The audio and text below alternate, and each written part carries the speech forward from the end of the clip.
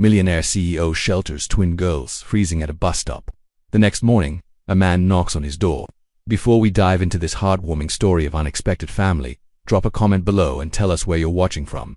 Enjoy the story. The wind howled like a wounded animal through Manhattan's steel canyons, carrying with it the worst December blizzard in 20 years. Snow fell so thick it turned the city's bright lights into ghostly halos, and even the most seasoned New Yorkers had retreated indoors. Marcus Thompson pulled his cashmere coat tighter as he stepped out of the upscale restaurant where he'd just closed a multi-million-dollar deal.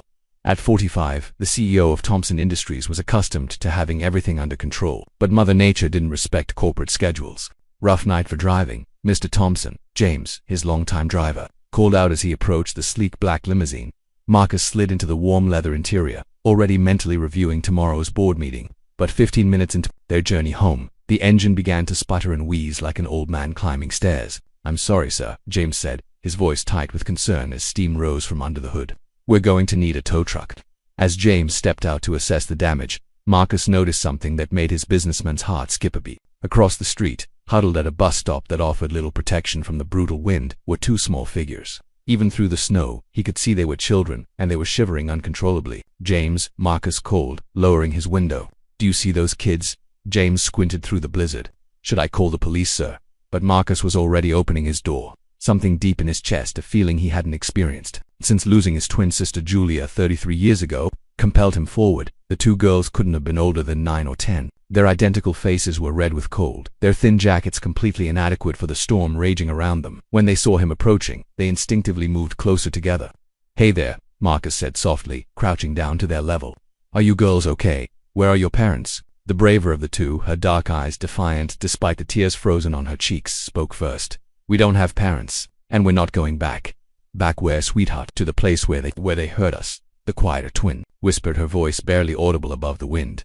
Marcus felt something break open inside his chest. These weren't just two children caught in a storm, they were running from something terrible, and they had nowhere else to go. "Listen," he said, his voice gentle but urgent as the snow continued to fall harder. "I'm not going to force you to do anything, but you're going to freeze out here. There's a warm hotel just 2 blocks away. Let me get you somewhere safe for tonight, and tomorrow morning we'll figure out how to help you properly." The girls exchanged a look that seemed far too adult for their young faces. After a moment that felt like an eternity, the braver one nodded. "Okay," she said quietly. "But we stay together." "Of course," Marcus replied, already thinking about child services, legal procedures, and how his carefully ordered life was about to change in ways he couldn't yet imagine as he helped the trembling girls into the warm limousine. Marcus had no idea that this single act of compassion would unravel secrets buried for generations, bring together two men from different worlds, and prove that sometimes the most important deals aren't made in boardrooms, they're made when hearts decide to open, no matter the cost. The morning sun streamed through the hotel suite's floor-to-ceiling windows, casting golden light across the sleeping forms of Emma and Sophie Carter. Marcus had learned their names during the quiet hours of the night when fear finally gave way to exhaustion, and they'd whispered fragments of their story between sips of hot chocolate. He sat in the armchair nearby, having barely slept himself. His mind raced with questions about legal procedures, child protective services, and how to properly handle a situation he'd never imagined facing. The girls had been through enough trauma. He needed to do this right. At exactly 7:30 a.m. 3 sharp knocks echoed through the suite. Marcus frowned. Room service wasn't scheduled, and hotel staff rarely disturbed guests this early. The knocking came again, more urgent this time, followed by a voice that carried the weight of desperation. "Please, if anyone's seen 2 little girls, Emma and Sophie Carter, I'm their uncle. I've been searching for 3 weeks." The girls stirred at the sound of their names, but it was Emma who bolted upright first, her eyes wide with recognition. "Uncle Danny," she whispered, then louder, "Uncle Danny." Both twins scrambled from the bed and raced toward the door, their bare feet sliding on the polished floor.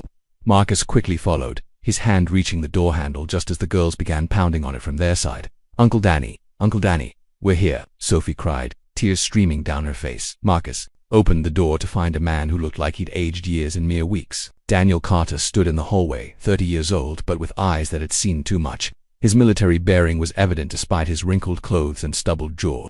Behind him stood a woman in a professional blazer, her government ID clearly visible. "Emma, Sophie." Daniel dropped to his knees as the girls flew into his arms, their sobs echoing through the hallway. "Oh God, I thought I'd lost you forever. We thought you were dead," Emma choked out between tears. "They said you were never coming back." "I'm here now," Daniel whispered fiercely, holding them so tight it was as if he was afraid they might disappear again. "I'm never leaving you again." Marcus watched this reunion unfold, feeling like an intruder in an intensely private moment. The woman behind Daniel stepped forward, her expression professional but kind. "I'm Jennifer Walsh, Federal Social Services," she said quietly to Marcus. "Are you the gentleman who found the girls?" Marcus Thompson: "Yes, they were at a bus stop in the blizzard last night. I couldn't just leave them there." Daniel looked up from embracing his nieces, his eyes meeting Marcus's for the first time. "You saved them," he said, his voice thick with emotion. "Thank you doesn't even begin to cover it. They said they were running from somewhere, they were being hurt." Marcus replied carefully. "I just gave them a safe place for the night." "The foster placement," Jennifer explained grimly. "We've had other reports about that facility. Mr. Carter's military status was erroneously updated to deceased after a classified mission went wrong. By the time we corrected the error, the girls had already been placed in emergency care." Daniel's jaw tightened. "I survived that mission, came home to find my whole world had been turned upside down. These two are all the family I have left." Emma tugged on Daniel's sleeve. "Uncle Danny, Mr. Marcus bought us new pajamas and let us order ice cream for breakfast. He's really nice." Sophie nodded vigorously. "He stayed awake all night to make sure we were safe. He didn't try to send us back to the bad place." Marcus felt something twist in his chest as Daniel studied him with new interest. There was gratitude there, but also the protective wariness of a man who'd learned not to trust easily. "Mr. Thompson," Daniel said slowly, rising to his feet with the girls still clinging to him, "I can't thank you enough for what you've done, but I need to ask, why did you get personally involved?" Most people would have just called the authorities. It was a fair question, and one Marcus wasn't sure he could answer completely.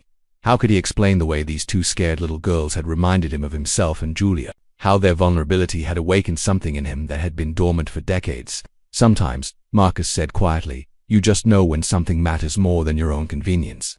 Daniel nodded slowly, something shifting in his expression. "I understand that feeling." As Jennifer began explaining the legal procedures they'd need to follow to restore Daniel's custodial rights, Marcus realized his night of playing Good Samaritan was far from over. In fact, something told him it was just beginning. The hotel suite had transformed into an impromptu meeting room. Jennifer Walsh spread official documents across the coffee table while Daniel sat on the edge of the sofa. The twins pressed against either side of him like bookends. Marcus remained standing by the window, uncertain of his role now that the real family had arrived. "The good news," Jennifer began, adjusting her reading glasses, "is that Mr. Carter's military records have been fully corrected. The bad news is that we still need to follow proper procedures to restore custody. This will take approximately 48 hours. Daniel's jaw tightened. 48 hours, I'm their legal guardian. I've been searching for them for 3 weeks. "I understand your frustration," Jennifer replied patiently, "but the system requires verification of your living situation, a background check update, and a psychological evaluation given your recent military experience." Marcus turned from the window. "What happens to the girls during those 48 hours? "Temporary state custody," Jennifer said matter-of-factly. "There's a secure facility." "No." Emma's voice cut through the room like a blade. "We're not going back to any facility." Sophie began to tremble. "Please, Uncle Danny, don't let them take us away again." Daniel's protective instincts fled. "They're not going anywhere without me. I'll sleep in the lobby if I have to." Marcus watched this family crisis unfold, remembering his own helplessness when Julia had been taken to the hospital that final time. The feeling of being trapped by bureaucracy while people you cared about suffered was something he wouldn't wish on anyone. What if they stayed here? Marcus heard himself say. "All 3 of you, until the paperwork is complete." Everyone turned to stare at him. Daniel's eyes narrowed slightly. "Why would you do that? You don't even know us." It was a fair question, and Marcus found himself struggling for an answer that wouldn't sound patronizing or suspicious. The truth was complicated. These girls had awakened something in him that had been dormant since Julia's death. But he couldn't exactly say that to their uncle because, Marcus said carefully, they've been through enough upheaval. If there's a way to provide stability while you handle the legal requirements, why wouldn't we try it? Jennifer looked intrigued. "Mr. Thompson, this is highly irregular, but not unprecedented. If Mr. Carter consents to supervise the temporary guardianship with you as the supervising party." "Absolutely not," Daniel said immediately. "I appreciate what you did for them, but I'm not leaving my nieces with a stranger, no matter how well-intentioned." Emma tugged on Daniel's sleeve. "But Uncle Danny, Mr. Marcus isn't a stranger anymore. He took care of us when we were scared, and he has a really big TV," Sophie added quietly, which earned a small smile from her uncle, despite the tension. Marcus raised his hands. "I'm not suggesting you leave them with me. I'm suggesting you all stay here. Together you can supervise everything I do, and they don't have to go to another institutional facility." Daniel studied Marcus with the calculating gaze of someone trained to assess threats and allies quickly. "What's your angle here? Rich guy looking for a tax write-off? Publicity stunt?" The directness stung, but Marcus respected it. No angle. I lost my twin sister when I was 12, watching Emma and Sophie last night. Sometimes you just recognize when people need help, and you have the power to give it. Something shifted in Daniel's expression at the mention of loss. The hostility didn't disappear, but it softened slightly. Uncle Danny, Emma said quietly. We like Mr. Marcus. He didn't try to separate us, even when we were being difficult. Jennifer cleared her throat. Gentlemen, while you're deciding, I need to process these documents. Mr. Carter, you'll need to report to the federal building at 9 a.m. tomorrow for your evaluation. Mr. Thompson, if you're serious about this arrangement, I'll need character references and a temporary guardianship agreement. Marcus nodded. Whatever you need. Daniel was quiet for a long moment, his arms tightening around the girls. Finally, he looked directly at Marcus. If we do this, and I mean if there are rules, I make all decisions about my nieces, providing space, nothing more. The moment I feel uncomfortable with anything, we leave. Understood, Marcus replied. And I want to know more about you, a lot more. I don't care how much money you have or how many people vouch for you. These girls are everything to me. Marcus met his gaze steadily. I wouldn't expect anything less. As Jennifer began preparing the paperwork for this unusual arrangement, Marcus couldn't shake the feeling that he was about to embark on the most complicated and important negotiation of his life, one where the stakes weren't measured in dollars, but in the trust of two little girls and their fiercely protective uncle. The afternoon sun filtered through Marcus's penthouse windows as the unlikely quartet settled into an awkward routine. Emma and Sophie had claimed the guest bedroom, transforming it into a fortress of pillows and stuffed animals. Marcus's housekeeper had hastily purchased. Now, with the girls napping after their emotional morning, Marcus and Daniel sat in the living room, nursing coffee and sizing each other up. The silence stretched between them like a taut wire until Daniel finally spoke. I suppose you want to know how we ended up here, he said, his voice rough with exhaustion. Marcus set down his cup carefully. Only if you want to tell me. Daniel stared out at the Manhattan skyline. 8 months ago, I was deployed to Afghanistan. Classified mission. But basically we were extracting intelligence assets. Emma and Sophie's parents, my sister Sarah and her husband Mike, they died in a car accident 2 years ago. I was their guardian, but I couldn't take 2 kids on a military deployment. His hands clenched into fists. Social services assured me it would be temporary, 8 weeks maximum. The girls would stay with a qualified foster family, and I'd be back to resume custody. Simple, clean, safe. But something went wrong, Marcus said quietly. Everything went wrong. Daniel's voice cracked slightly. Our convoy hit an IED. 3 of my men died instantly. I spent 2 weeks in a field hospital, with a traumatic brain injury, no way to communicate with the outside world. When I finally got to a functioning base, I discovered I'd been listed as Kaya killed in action. Marcus felt his chest tighten. And by then, Emma and Sophie had been moved into the adoption system. The foster family I'd arranged for them was told their guardian was dead. Social services started the process of finding them a permanent home. Daniel's voice turned bitter. Took me 3 weeks to convince the military bureaucracy I was alive. Another week to get stateside, and then I had to track down where my nieces had disappeared to. How did you find them? I followed the paper trail from facility to facility. The last placement. Daniel's jaw tightened dangerously. Let's just say when I get my hands on the people who are supposed to be caring for them, there's going to be a reckoning. Marcus was quiet for a moment, processing the magnitude of bureaucratic failures that had torn this family apart. Finally, he spoke. I know something about losing family to circumstances beyond your control. Daniel looked at him sharply. Yeah, how's that? Marcus had spent 33 years avoiding this story. But something about Daniel's raw honesty demanded the same in return. I had a twin sister, Julia. We were 12, inseparable. One weekend our parents took us skiing in Vermont. I was the better skier, always showing off, always pushing her to take more risks. His voice grew distant. There was this trail, marked as expert level. I dared her to race me down it. The room fell silent, except for the distant hum of city traffic. She hit a tree going full speed. Massive head trauma. I held her hand in the helicopter, promised her everything would be okay. She died 3 hours later in surgery while I sat in the waiting room with a few bruises and a broken wrist. Daniel's expression softened. Christ, I'm sorry. I spent the next 30 years building walls around myself, convincing myself that caring too much about people just leads to pain. Then last night I saw Emma and Sophie at that bus stop, and Marcus paused. I couldn't just drive away. Something about twins in danger, I had to act. You saw Julia, Daniel said with surprising understanding.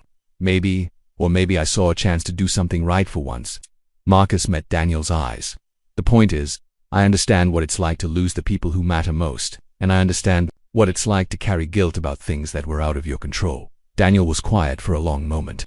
You think what happened to my nieces was out of my control? You were serving your country. You made the best decision you could with the information you had. The system failed them, not you. Tell that to Emma when she wakes up screaming about the foster father who Daniel stopped himself, his face darkening. Marcus felt a cold rage building in his chest. They were hurt. Not physically, thank God, but emotionally. Let's just say those girls have seen things no child should see. The weight of what Emma and Sophie had endured settled between them. Marcus realized that his one night of sheltering them was just the beginning of what they would need to heal. They're safe now, Marcus said firmly. Whatever it takes to keep them that way.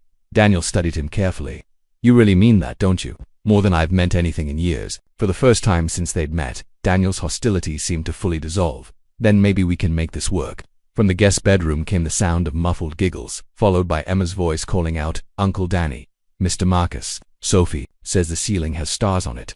Both men smiled despite the heavy conversation, and Marcus realized that sometimes the most important bonds are forged not through shared joy, but through shared determination to protect what matters most. The next morning brought devastating news. Jennifer Walsh arrived at 8 a.m. with a clipboard full of complications and a grim expression that immediately put everyone on edge. Mr. Carter, she began, settling into the living room chair while Emma and Sophie ate breakfast at the kitchen counter. There's been a delay with your housing inspection. Daniel's coffee cup froze halfway to his lips. What kind of delay? Your current apartment doesn't meet the requirements for 2 minor children. No separate bedrooms, inadequate safety measures, and frankly, the neighborhood has some concerns.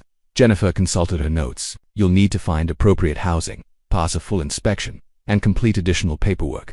We're looking at 2 weeks minimum. The color drained from Daniel's face. 2 weeks. Where are the girls supposed to stay for 2 weeks? Well, that's the problem. The temporary arrangement we approved was specifically for 48 hours. I can't extend it without proper authorization, and my supervisor is already asking questions about why we're allowing an unconventional placement. Marcus watched Daniel's hands begin to shake slightly, a veteran trying to maintain control, while his world threatened to collapse again. From the kitchen came the sound of Emma and Sophie's innocent chatter about the cartoon they were watching, oblivious to the crisis unfolding in the next room. So what are my options? Daniel asked, his voice tight. Jennifer's expression softened with genuine sympathy. Temporary state custody while you find housing. I know it's not ideal, but no. Daniel stood abruptly, pacing to the window. I won't put them back in the system. Not after what they've been through. Mr. Carter, I understand your concerns, but we have regulations. Regulations that already failed them once. Daniel snapped, then immediately looked stricken. I'm sorry, I know you're trying to help, it's just, I can't lose them again. Marcus had been quietly calculating numbers in his head, apartment deposits, inspection timelines, bureaucratic processing speeds. As a CEO, he was accustomed to solving logistical problems quickly, but this involved human hearts, not profit margins. What if they stayed here? He said suddenly. All 3 of you, for the full 2 weeks. Everyone turned to stare at him.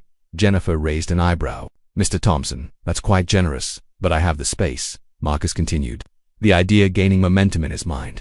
5 bedrooms, 3 bathrooms, a full kitchen, security system.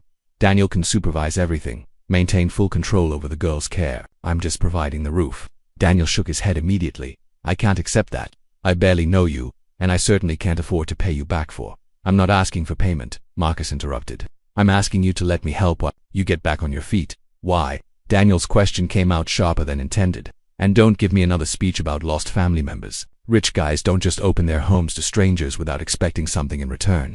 Marcus was quiet for a moment, considering how to explain something he barely understood himself. Yesterday morning I woke up in a penthouse that felt like a mausoleum. 24 hours later, there are children's voices in my kitchen and someone actually needs something I can provide.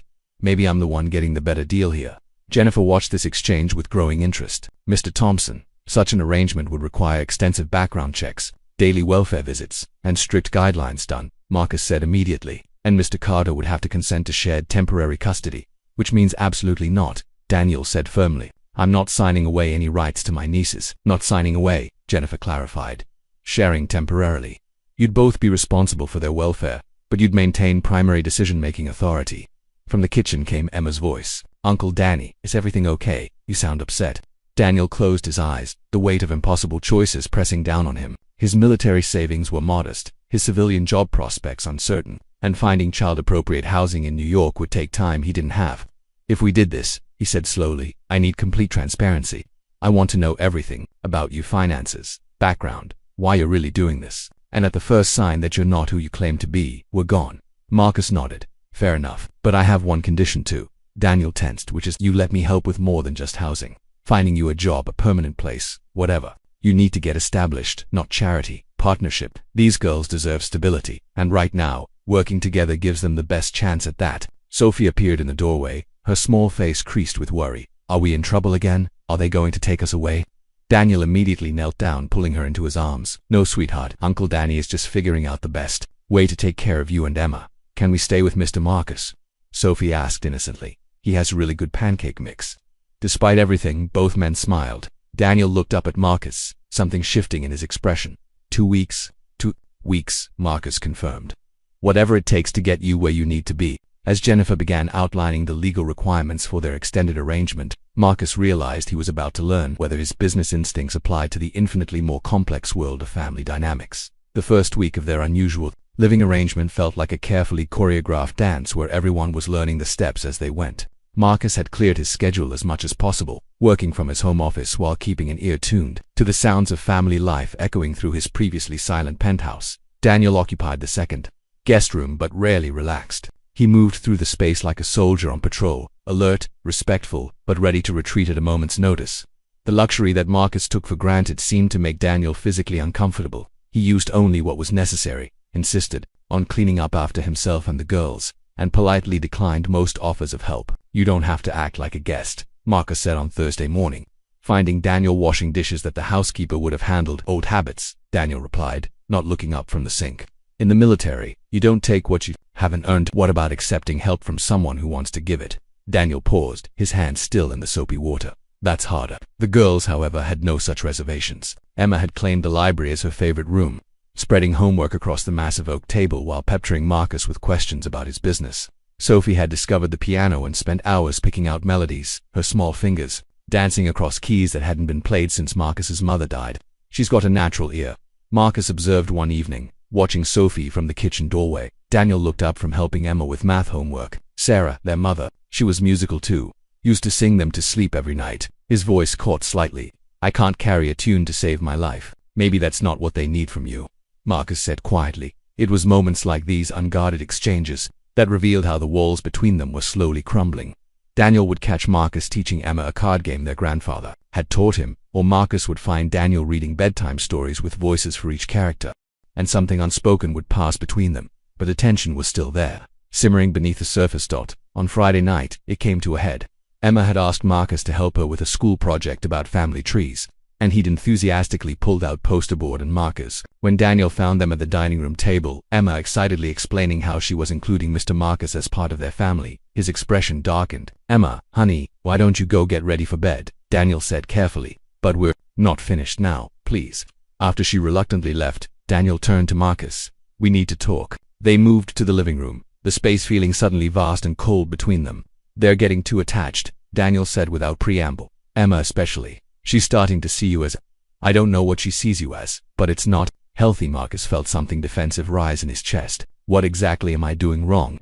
You're being perfect, Daniel snapped. Helping with homework, teaching them games, buying them things they don't need. You're playing house with my family. That's not what this is, isn't it? Daniel's voice was tight with control. Look, I'm grateful for everything you've done, but in a week we're leaving. These girls have lost enough people in their lives. I won't let them lose another one because you decided being a temporary father figure was entertaining. The words hit Marcus like a physical blow. You think this is entertainment for me? I think you're a rich man who's never had to think about consequences. When this gets complicated or boring, you'll move on to the next charity project, and my nieces will be left wondering why another adult they trusted disappeared. Marcus stared at him, recognizing the fear beneath Daniel's anger. You're terrified they'll choose me over you. Daniel's composure cracked. Wouldn't you be? I'm a veteran with PTSD, no permanent address, and limited savings. You're offering them stability I can't match. How do I compete with that? You don't have to compete, Marcus said quietly. You're their family. Nothing I do can change that, Kent. If Emma's already talking about staying longer. Sophie asked me yesterday if you were going to be her new daddy. How do I explain to a 9-year-old that nice men sometimes leave too? The pain in Daniel's voice cut through Marcus's defensiveness. He realized that his growing attachment to the girls was creating exactly the scenario Daniel feared most, another potential loss for children who'd already endured too much. So what do you want me to do? Marcus asked. Keep my distance. Treat them like boarders. I want you to remember that this is temporary, Daniel said. For everyone's sake. That night, Marcus lay awake thinking about boundaries and good intentions, and the terrifying possibility that Daniel was right. Maybe he was being selfish. Maybe his desire to help was really just a desire to feel needed, to fill a void in his own life without considering the cost to theirs. But when he heard Sophie crying from a nightmare and saw Daniel gently comforting her, when he watched Emma's face light up at breakfast over some small kindness, he couldn't bring himself to regret the warmth that had entered his sterile world. The question was whether he could find a way to help without causing more harm, and whether 2 weeks would be nearly enough time to figure it out. The call came on Monday morning while Daniel was at his custody evaluation and the girls were at school. Marcus answered his private line to find his attorney, Richard Steinberg, speaking in the careful tone reserved for delivering devastating news. "Marcus, we need to talk. In person, now." Within an hour, Richard sat in Marcus's home office, a manila folder thick with documents spread across the mahogany desk. His usually composed demeanor showed cracks of genuine concern. "The background check you requested on Daniel Carter," Richard began. "It uncovered something unexpected, something that goes back generations." Marcus leaned forward. "What kind of something?" Richard opened the folder, revealing old property deeds, court documents, and faded photographs. "In 1943, your great-grandfather, Theodore Thompson, acquired approximately 800 acres of prime farmland in upstate New York. The land belonged to the Carter family. Daniel's great-grandparents, William and Mary Carter, acquired house *. That's where it gets complicated." Richard pulled out a yellowed legal document. "William Carter died suddenly in a farming accident. 3 weeks later, Mary Carter was found dead in her home, officially ruled a heart attack, but the timing was suspicious. They left behind a 12-year-old son, Daniel's grandfather." Marcus felt ice forming in his stomach, and "My great-grandfather Theodore Thompson swooped in immediately, claimed the Carters owed substantial debts to his bank debts that conveniently had no witnesses and paperwork that was questionable. The boy was placed in an orphanage. The land was seized to satisfy the debt, and your family's fortune grew considerably." The room fell silent except for the distant sound of Manhattan traffic. Marcus stared at the documents, his mind racing through implications and connections he didn't want to acknowledge. "Are you saying my family's wealth was built on at least partially?" "Yes." Richard's voice was grim. "That land became the foundation for Thompson Industries' first major development project. Without it, your great-grandfather never would have had the capital to expand." Marcus picked up one of the photographs, a young boy standing beside 2 fresh graves, his face hollow with grief and loss. The resemblance to Daniel was unmistakable. "There's more," Richard continued. "I hired independent historians to verify this. The evidence suggests William Carter's death wasn't accidental, and Mary Carter was in perfect health before her sudden heart attack. Both deaths occurred within days of Theodore making inquiries about purchasing their land." "You're suggesting my great-grandfather had them killed?" "I'm suggesting the circumstances were highly suspicious, and your great-grandfather benefited tremendously from their convenient deaths." Marcus felt nauseated. For 45 years he'd believed his family's success was built on hard work and business acumen. The Thompson name meant integrity, innovation, respect. Now he was learning it might also mean theft and possibly murder. "Does Daniel know any of this?" "Not yet. The historians I consulted were discreet, but this kind of information has a way of surfacing if he decides to research his family history." Marcus thought about Daniel's fierce protectiveness over Emma and Sophie, his pride in his military service, his determination to provide for his family through honest work. How would he react to discovering that the man helping him was descended from the people who had destroyed his great-grandparents? "What are my legal obligations here?" Richard hesitated. "Legally, probably none. The statute of limitations has long expired, and proving wrongdoing from 80 years ago would be nearly impossible morally." He shrugged. "That's not my area of expertise." After Richard left, Marcus sat alone in his office, staring at the documents that had rewritten his family's history. The irony was crushing. He was now helping the descendants of the very family his ancestors had destroyed. Was this cosmic justice a chance for redemption, or was he unwittingly perpetuating some cycle of manipulation? The sound of the front door opening interrupted his thoughts. Daniel's voice carried down the hallway, followed by Emma and Sophie's excited chatter about their school day. The warmth and life they'd brought to his home now felt tainted by the weight of hidden truth. How could he continue looking Daniel in the eye? Knowing what he now knew, how could he accept the man's gratitude when it was built on a foundation of lies and possibly blood? And most importantly, when Daniel inevitably learned the truth, would it destroy the fragile trust they'd built, or would it finally give him a reason to take the girls and disappear from Marcus's life forever? Marcus closed the folder, but he knew there was no closing this door. The past had finally caught up with the present, and everything was about to change. It was 2:47 a.m. when Sophie's fevered cries pierced the quiet of the penthouse. Marcus jerked awake in his master bedroom, his heart already racing before his mind fully processed what he'd heard. Down the hall, he could hear Daniel's door slam open, followed by urgent footsteps. "Sophie, baby, what's wrong?" Daniel's voice carried a note of panic that made Marcus throw off his covers and rush toward the guest room. he found Daniel kneeling beside Sophie's bed. His hand pressed to her burning forehead while Emma sat up wide-eyed and frightened. Sophie was thrashing weakly, her small body radiating heat like a furnace. "She's burning up," Daniel said, looking up at Marcus with barely controlled fear. "This isn't normal fever. We need to get her to a hospital." Marcus was already reaching for his phone. "I'll call my driver, no time," Daniel said, scooping Sophie into his arms. "She's having trouble breathing." The next hour blurred together in a series of urgent decisions and desperate prayers. Marcus drove while Daniel held Sophie in the back seat, monitoring her labored breathing and murmuring reassurances. Emma sat pressed against Daniel's side, clutching his free hand and whispering her sister's name like a prayer dot at Mount Sinai's emergency room. Time seemed to both crawl and race. Sophie was whisked away by medical staff while the three of them were left to pace the sterile waiting room, each lost in their own fears and memories. "She was fine at dinner," Daniel said for the 5th time, running his hands through his hair, laughing, playing, completely normal. "How does this happen so fast?" Marcus wanted to offer comfort, but his own childhood trauma made words impossible. He kept seeing Julia on that mountain, healthy and vibrant one moment, fighting for her life. The next, the randomness of crisis, the way everything could change in an instant. Emma had fallen asleep curled between them on the uncomfortable hospital chairs, her head on Daniel's shoulder, her legs stretched across Marcus's lap. Neither man had the heart to move her, so they sat in uncomfortable silence, united in their vigil. "I can't lose her," Daniel whispered suddenly, his voice breaking.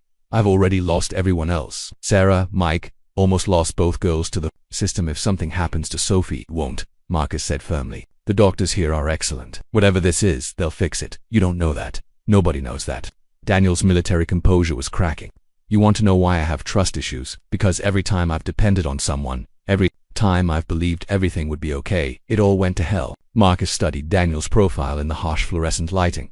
"Is that what you think is happening here? With us, I don't know what to think anymore." Daniel's voice was raw with exhaustion.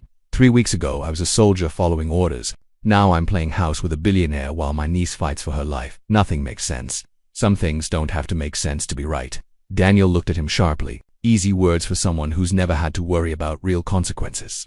It was a fair accusation, and Marcus couldn't deny it. But sitting here, watching Daniel's quiet terror, he realized something had fundamentally shifted. The guilt he carried about his family's hidden crimes, the weight of unspoken truth, all of it felt secondary to the simple fact that this man and these children mattered to him. "You're right," Marcus said quietly. "I've lived my whole adult life insulated from real loss. But watching you with Emma and Sophie these past weeks, you've shown me what it looks like to love someone more than yourself. Whatever happens, whatever you decide about our arrangement, you're an extraordinary father to those girls." Daniel's eyes glistened. "I'm terrified I'm not enough for them." "Fear doesn't make you inadequate, it makes you human." At 5:30 a.m., Dr. Patricia Chen emerged with news that made them all weak with relief. Severe strep throat that had escalated quickly, but caught in time. Antibiotics, rest, and Sophie would be fine. When they finally saw her, Sophie looked impossibly small in the hospital bed, but her fever had broken and she managed a weak smile when she saw them. "Uncle Danny," she whispered. "Is Emma okay?"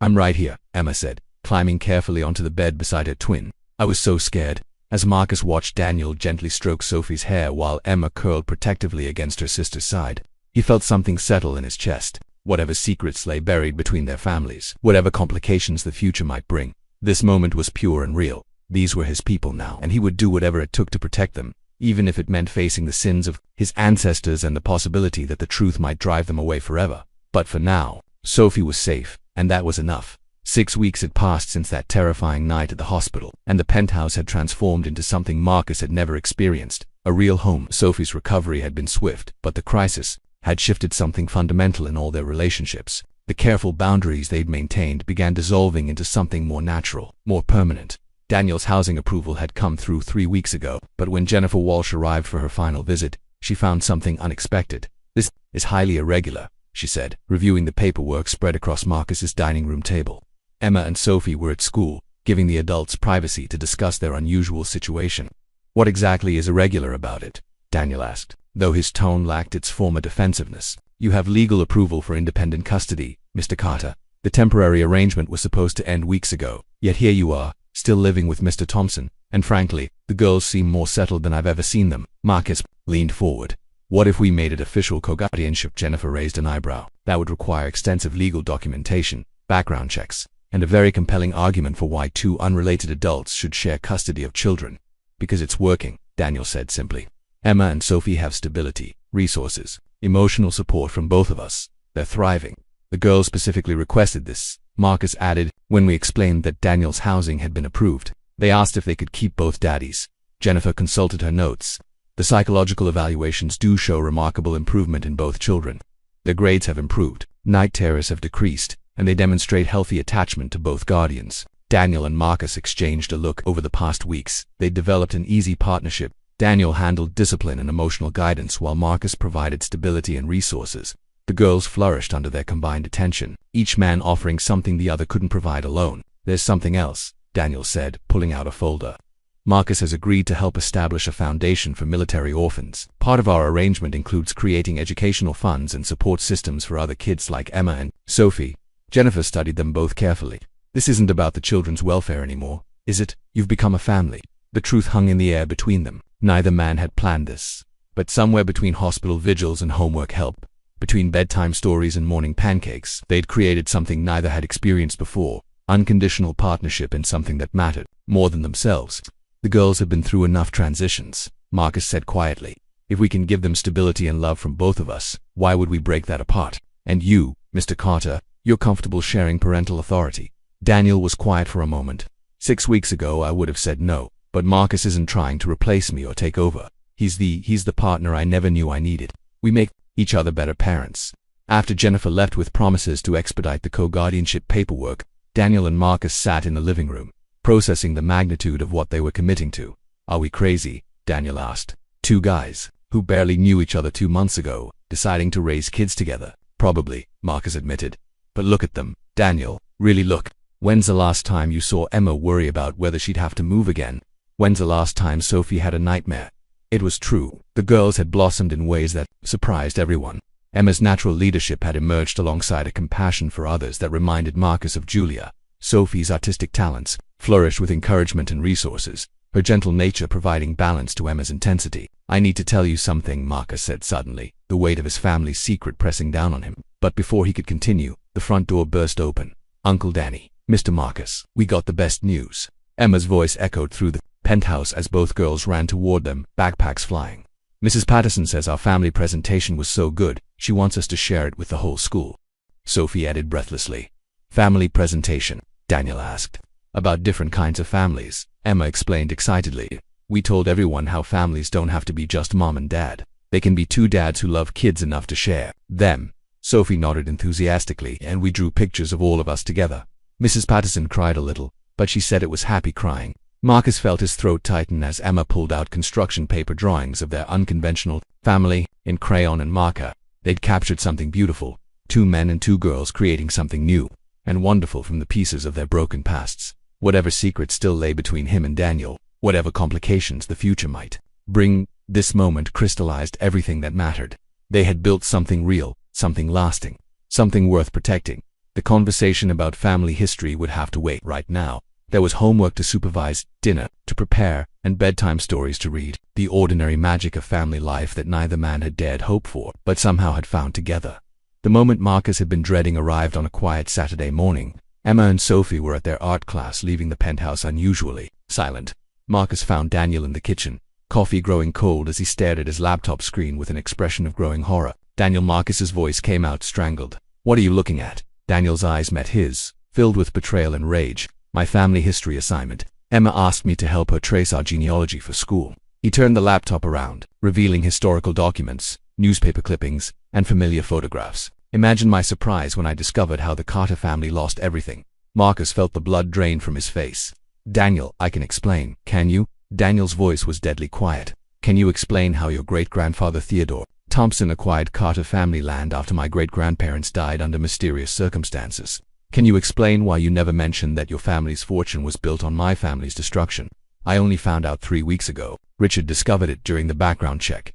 3 weeks? Daniel stood abruptly, his chair scraping against the floor. You've known for 3 weeks and said nothing. I was trying to find the right way to tell you. I didn't want to destroy what we'd built. Daniel's laugh was bitter. You mean the charity project where you get to play savior to the descendants of the family your ancestors murdered? The word murdered hung in the air like a physical blow.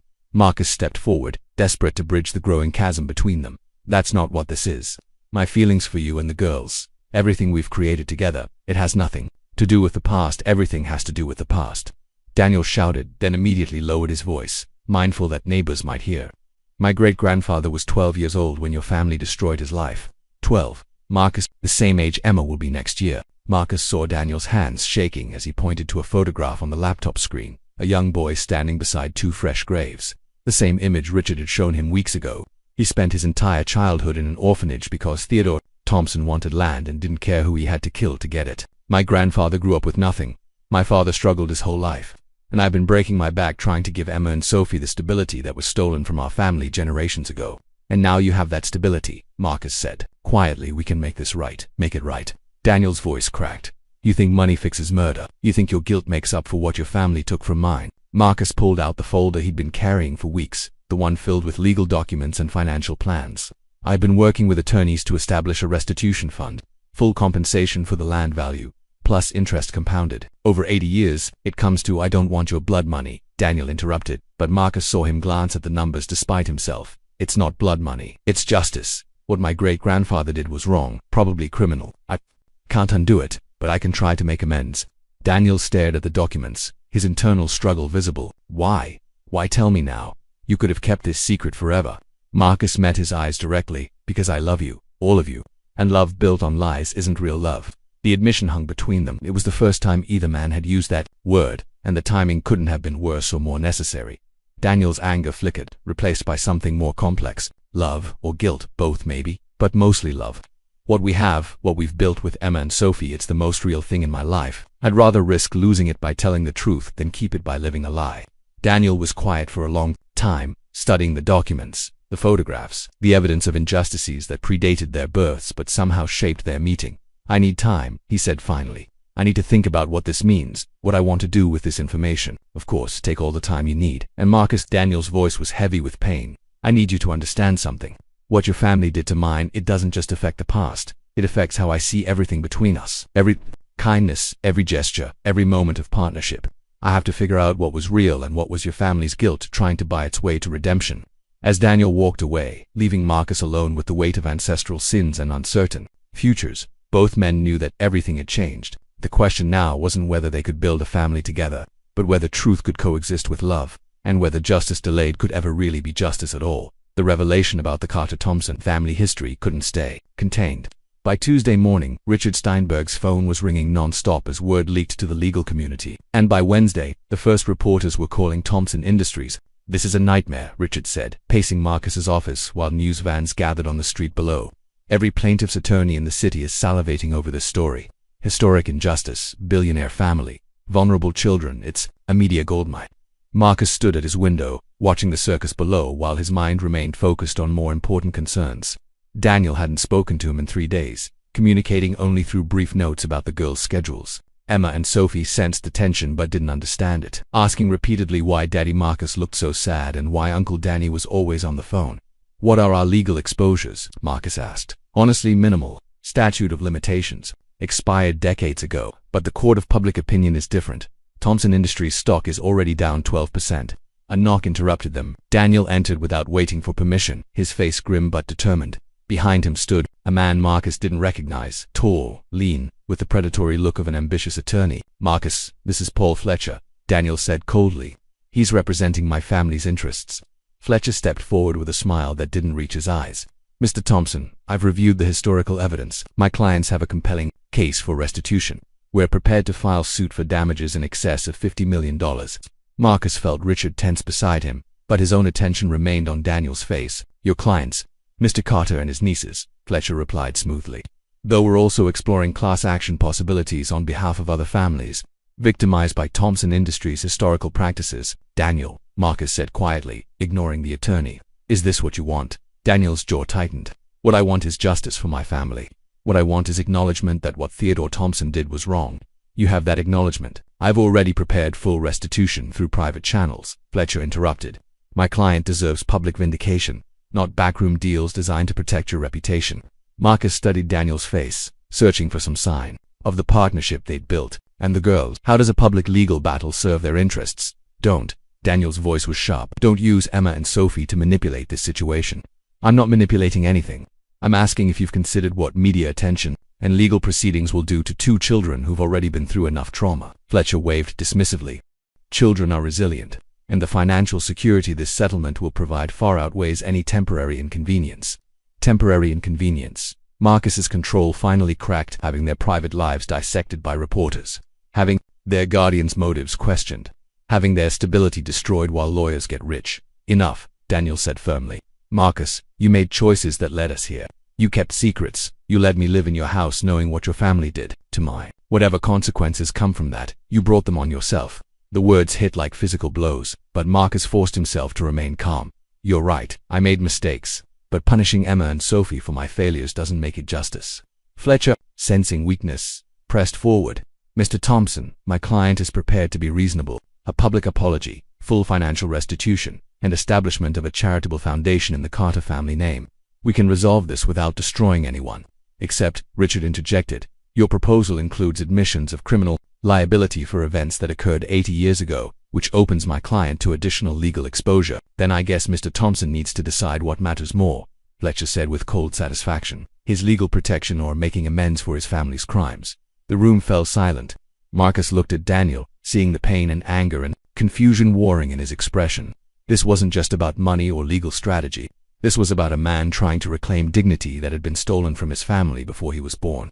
I need to speak with Daniel alone, Marcus said finally. Fletcher started to object, but Daniel held up a hand. 5 minutes. After the lawyers left, the two men faced each other across a gulf that seemed to grow wider by the day. Is this really what you want? Marcus asked. A legal war, media attention, turning our family into a public spectacle. Our family. Daniel's voice was bitter. We don't have a family, Marcus. We have a situation that got complicated. Those girls in there don't know that. They think they have two fathers who love them and each other. What happens to them when this becomes a circus? Daniel's composure cracked slightly. They'll survive. They're strong. They shouldn't have. To be strong, they should be allowed to be children. For a moment, Marcus saw uncertainty flicker across Daniel's features. But then his military training reasserted itself, and his expression hardened. 3 days, Marcus, work with Fletcher to reach a reasonable settlement, or we file suit and let the courts decide what justice looks like. As Daniel walked out, Marcus realized that everything they'd built together was crumbling, and the only question left was whether there would be anything salvageable when the dust settled that evening. Everything changed. Emma and Sophie sat at the kitchen table, homework forgotten, tears streaming down their faces as they listened to the adults arguing in hushed tones down the hall. Are we going to have to move again? Sophie whispered to her sister. Emma, always the protector, try to be brave. I don't know, but whatever happens, we stay together. Marcus found them there an hour later, still crying softly. The sight of their distress cut through every legal consideration, every wounded pride, every complicated emotion he'd been wrestling with. Hey, he said gently, kneeling between their chairs. What's wrong? Uncle Danny says we might have to leave. Emma said, her voice small. He says there are grown-up problems we don't understand. And you're scared, Marcus said. It wasn't a question. Both girls nodded. Sophie climbed into his lap, something she did when she needed comfort. We don't want to lose another family. We like it here. We like having both of you. Marcus felt his heart break completely. These children had suffered enough loss, enough instability. Whatever Daniel decided about justice and restitution, whatever legal battles lay ahead, the girls' well-being had to come first. That night, after Daniel returned from another meeting with Fletcher, Marcus made a decision that would change everything. The next morning, Marcus walked into the kitchen where Daniel sat alone with his coffee, staring at legal documents. Without a word, Marcus placed a single sheet of paper in front of him. What's this? Daniel asked. My resignation from Thompson Industries. And transfer of my personal assets into a trust fund for Emma and Sophie's education and future. Daniel looked up shocked. Marcus, what are you doing? Choosing what matters, Marcus said simply. Fletcher can have the company. The lawyers can fight over the past. But those girls upstairs deserve a stable family, and I won't let adult problems destroy that. Daniel stared at the document, then at Marcus. You're giving up everything. I'm keeping everything that matters. For the first time in days, Daniel's anger cracked, revealing the pain underneath. Why? Because Emma and Sophie need both of us. Because what we built together is worth more than money or pride or even justice. Daniel was quiet for a long moment. Then, slowly he picked up his phone and dialed Fletcher's number. Paul, it's Daniel, we're withdrawing the lawsuit. No, this isn't about the money because I just remembered what family actually means. 2 years later, on a snowy December evening, the Carter-Thompson family gathered in their new home. Marcus had kept his word. The company was gone, the penthouse sold, but they had something infinitely more valuable. Emma, now 11, was helping. Sophie prepared for her piano recital while Daniel coached them both with patient encouragement. Marcus watched from the kitchen doorway, marveling at how complete their unconventional family felt. "Ready?" Daniel asked, joining him. Marcus nodded, thinking of that first night in the blizzard. More than ready. 3 years after that frozen December night, Marcus stood at the window watching snow fall softly on their quiet neighborhood. Emma and Sophie, now 12, were building a snowman with Daniel, their laughter echoing through the crisp air. The Carter Thompson Foundation had grown beyond their wildest dreams, helping hundreds of military families. But watching his daughters, yes, his daughters play in the snow while their other father joined their game, Marcus knew their greatest achievement wasn't measured in dollars or lives helped. They had proven that families aren't just born, they're chosen, built through love, sacrifice, and the courage to put children's hearts above adult pride. The greatest legacy wasn't what his ancestors had taken, but what he and Daniel had created together, a home where love conquered history, where two broken men had become whole by choosing to heal together. As Daniel caught his eye through the window and smiled, Marcus realized that sometimes the most important storms aren't the ones that destroy, they're the ones that bring the right people together when they need each other most.